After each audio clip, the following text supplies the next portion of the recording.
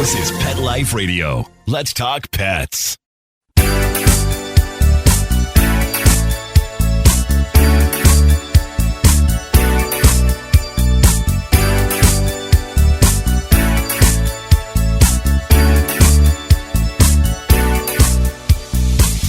Hello, you're listening to Deb Wolf on Animal Party Pet Life Radio. And today we do not have a guest because I've just got so many questions piling up and I have to answer them all, including our first ever voice clip question, which I'm really happy about. So all you out there listening, if you have a pet problem, pet comment, pet request, animal issue, something you wish you could ask me directly in your own words, please send me your voice clip question to Deb, D-E-B, at petliferadio.com. Deb at petliferadio.com. It's kind of like Dear Abby, Dear Debbie. Just send me your pet problem and I will answer it. So we do have one, our very first ever, from a guy called Allan in Winnipeg. And I think we'll just play it for you with the help of the magic in Florida. We will now put it on the air and listen to what Allan had to ask. Hi, Deb. I'm calling in because I have a 4-year-old Labradoodle who I've had with me for about 4 or 5 months, and I'm constantly having to lift her up to put in my vehicle, and I can't get her to go into my vehicle voluntarily. I believe she had witnessed a tragedy when young with another dog she was with who died in a vehicle accident, and I'm wondering if that could be part of the issue as far as being traumatized. Any advice? Oh my goodness. Well, okay, this is a really important call. First of all, not everybody has this in their life, some terrible trauma and a dog reacting years later, but many, many people listening have a dog who all of a sudden becomes afraid of something, and then instead of just being afraid of that one little thing, like a car backfiring, when he happened to be walking by, the dog can sometimes extend that. So now he's afraid of all loud noises, slamming doors shutting, people, anything, skateboards, bikes. I mean, it can just get bigger, bigger, bigger, bigger, bigger if you don't deal with it. The other thing that comes to mind is there's so many dogs out there who don't like the car or don't want to get in the car or like it once they're in it, but don't want to get in. And this is that problem. Only it's magnified. So Allan was kind enough to, sounds like I'm interpreting here, that 4 to 5 months ago, he took on this 4-year-old Labradoodle. So well done, Allan. Not everybody needs to go through the puppy stage. Puppies are wonderful and cute, but they're a ton of work. And if you get an older dog, you know what you're getting when you get it. And it is a lot less likely to find a new home than a puppy. So you're doing a good thing. And in this case, he doesn't have any other complaints. So he's getting a perfectly well-trained dog that fits him like a glove, where you can see what he's getting right from the start. But there's this one issue. Now, he asked, is it possible this issue stems from this dog witnessing another dog dying in a motor vehicle accident when she was a puppy? And that's a definite yes. Absolutely. Between 3 months and 6 months, typically, most dogs are in a period of mental development where they're learning what to be afraid of. It's very important in the wild. It's very important anywhere that children are afraid of the road, that dogs learn what to be afraid of. You don't go attack the porcupine, for example. If they're living in the wild, their mom will hopefully teach them that. You don't go attack the skunk. But on the other hand, if you see a rat, well, it could be a nice meal if you're living in the wild, or a squirrel, right? Don't attack the raccoon. It will win. Attack something else. So, this is the kind of thing they're learning, what to be afraid of cars, afraid of aggressive people, afraid of bigger, tougher animals pursuing them, this kind of thing. So if during that period or any time during a dog's life, a dog experiences something that is truly terrifying, intense fear, adrenaline, and a bad ending, then the dog will remember that forever. They're not going to forget that. Even a dog who's maybe not so smart. Now, this is a Labradoodle. So labs are around 6 to 8 in the chart, I believe, maybe 10. And poodles are 1, 2, or 3, depending on what you're testing them for. So this is a brilliant dog in compared to other dogs. No matter who, this individual dog may be very clever compared to her litter mates, may not be, but in general, compared to the rest of the dog world. We're talking about a very, very bright, in tune dog who's very aware of its surroundings and very aware of people. So if the people were traumatized, if the people were emotionally upset, if all that was going on at the same time, it will imprint on the dog. So how do we undo this? Is it fixable? Well, yes, it is. We're going to go to a commercial break and come back, and I'm going to tell you how we're going to fix this for this Labradoodle in Winnipeg. Stay tuned on Animal Party Pet Life Radio. Take a bite out of your competition. Advertise your business with an ad in Pet Life Radio podcasts and radio shows. There is no other pet-related media that is as large and reaches more pet parents and pet lovers than Pet Life Radio. With over 7 million monthly listeners, Pet Life Radio podcasts are available on all major podcast platforms. And our live radio stream goes out to over 250 million subscribers on iHeartRadio, Odyssey, TuneIn, and other streaming apps. For more information on how you can advertise on the #1 pet podcast and radio network, visit PetLifeRadio.com/advertise today. Let's Talk Pets on PetLifeRadio.com.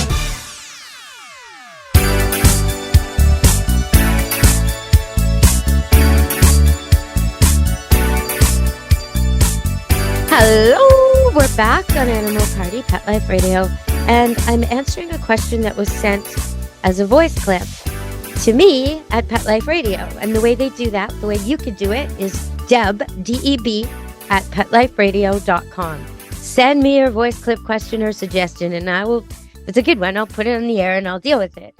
If it's a really tricky question I can't answer myself, I'll book a guest who can.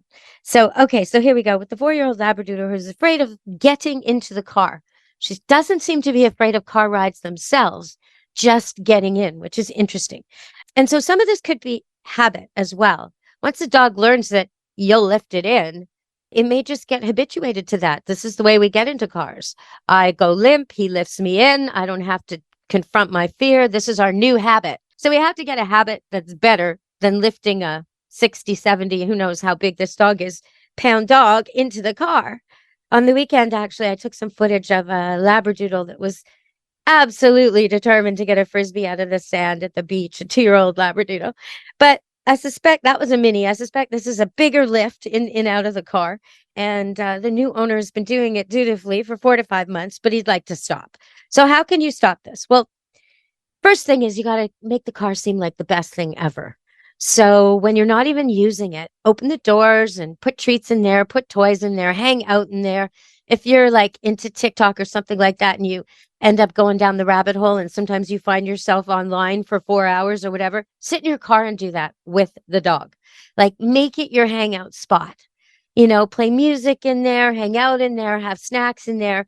Just diffuse the whole idea that the car is where you witness tragedy. No, the car's also where we have popcorn, and it's also where we watch movies, and it's also where we hang out, and it's also where we maybe even have your favorite people come visit, all that kind of stuff. It's also where, if she's a fetcher, and she's a Labradoodle, so she must be a fetcher. Every lab I've ever met is a fetcher, and most of the Labradoodles, so we'll say she's a fetcher. Go put the ball in the car and say, go find the ball. Show her you've hidden it in there. Like, make it fun. Throw the ball in, throw the ball out. Go in the car and with a whole bunch of balls on your lap if you have to, but change the idea. And at the beginning, you may have to load her into the car for these experiences. You might, but it won't take long before she figures out that you're not going anywhere and it's all fun. Okay, so that's the first thing you can do. If you've got kids and you're listening at home, get them involved in this. This is a good thing. Put sleeping bags in the car, hang out in the car, get them involved in this. It'll go way quicker if you've got kids. And you can even teach her a command like get in the car. And when she does, she gets a treat. So even if the first couple of times you say, get in the car, you have to pick her up and put her in, you still say, good girl, give her the treat. And then she jumps out and you say, get out, good girl, right? You're using your commands as she's doing the things that are natural to her. Good girl, get back in. If she doesn't go back in, put her in. Good girl, give her the treat. Then you say, wait, good girl, give her a treat. Then you say, okay, get out. And she jumps out. Good girl, sit. And you repeat until she's just having a good old time, eating treats and chasing balls in the car. Step 1. All right, step 2. Step 2 is you make the actual car rides really, really fun. So I would plot your route ahead of time, go on Google Maps or whatever, make sure you hit every park that's close to you and do a circular route. So you're going to leave your house and drive maybe 4 minutes to the first park.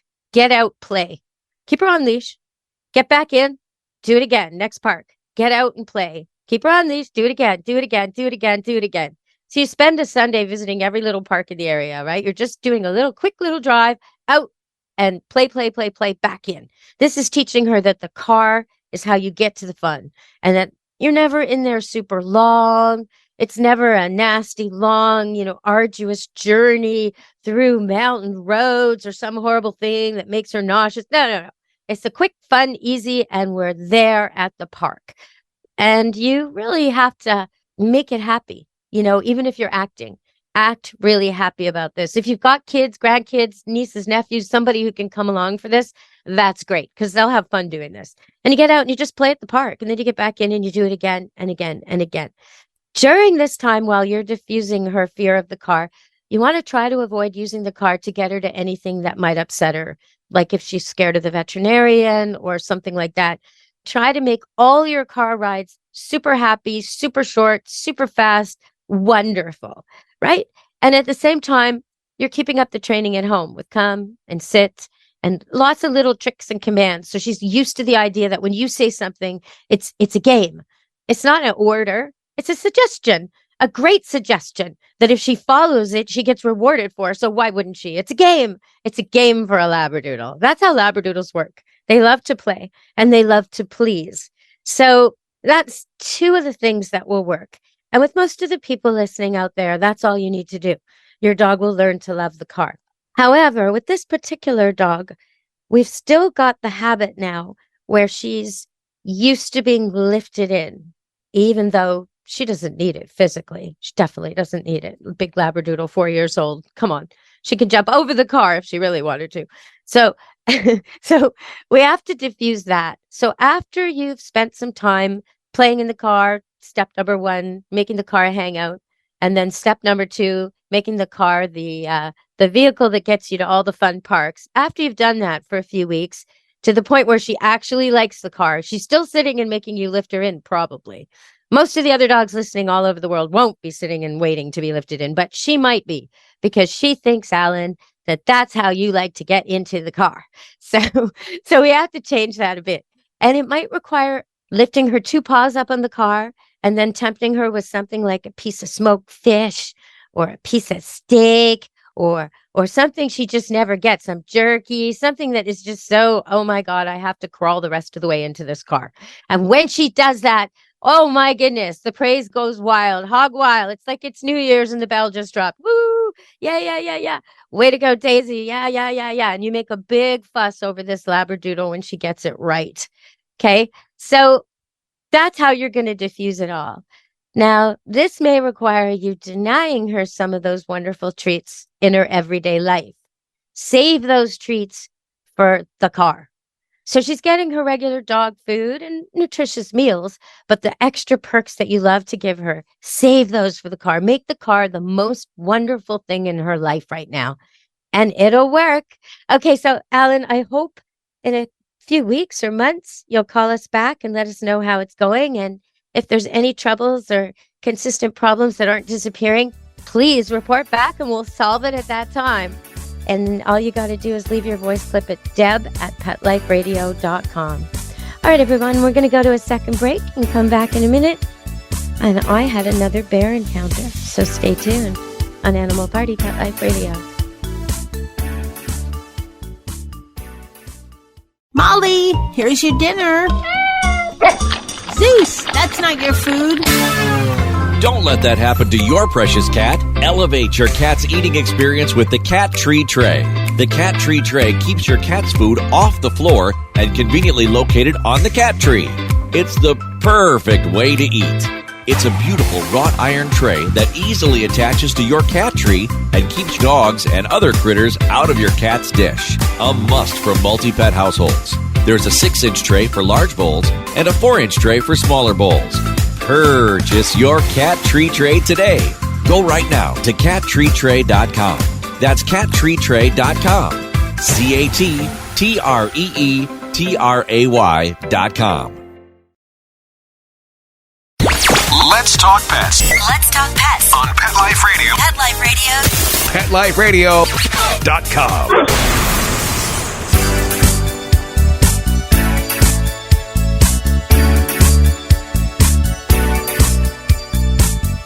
Hello, we're back on Animal Party Pet Life Radio.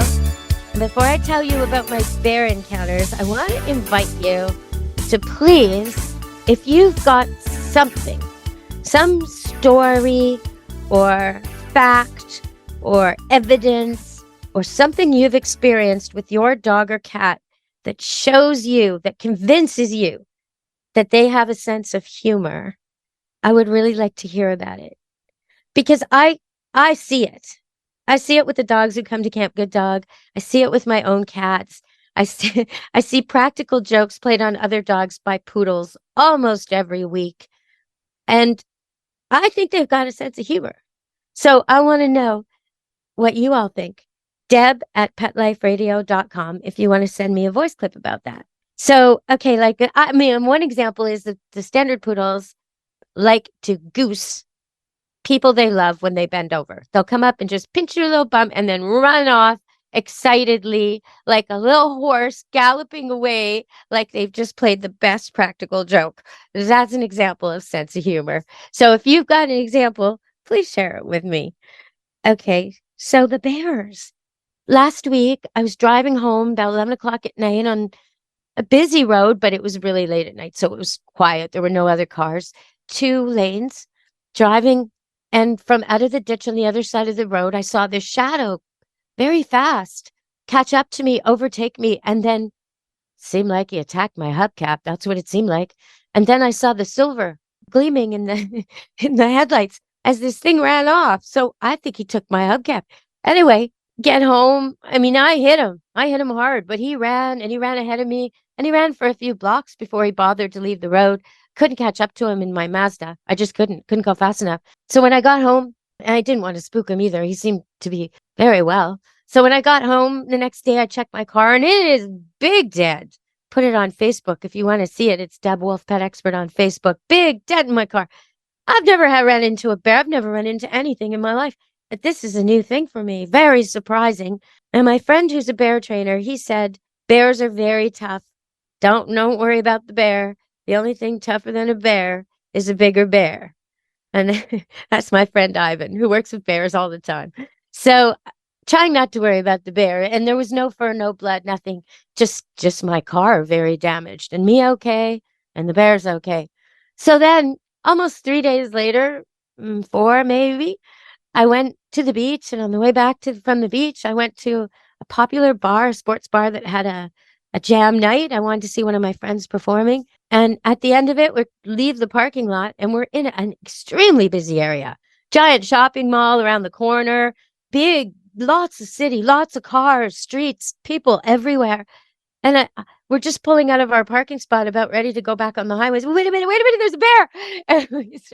And sure enough, baby bear. So if you want to see that, I'll put the link up, Deb Wolf Pet Expert on YouTube.